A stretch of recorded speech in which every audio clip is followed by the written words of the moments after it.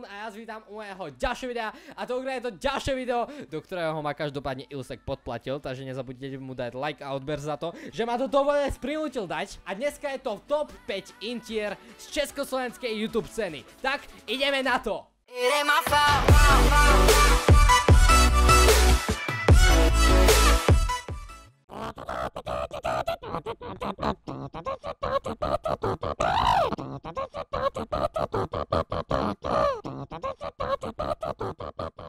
Na 5. mieste sa umiestnil intro od Dejzra pre Dejzra.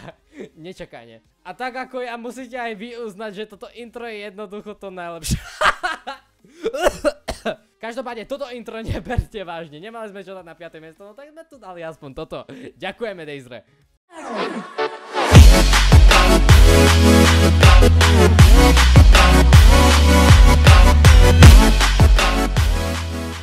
Práve ste mohli vidieť tretie intro od Zippyho, ktoré sa umiestnilo na 4. mieste. Intro je určite moc pekné a štýlové. Nemáme čo vytknúť.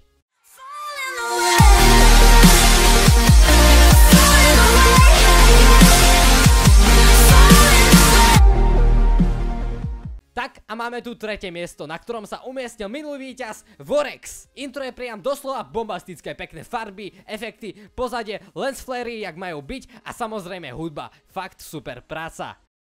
Funky, y'all!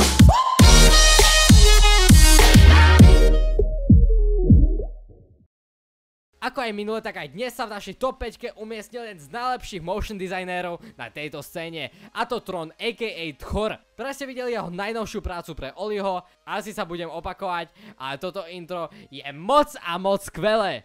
A je to až tak skvelé, že môj neživý Buzzlighter mi povedal, že je to perfektné. A preto ľudia, prosím, choďte hneď teraz sa pozrieť na jeho kanál a dajte mu tam ten odber.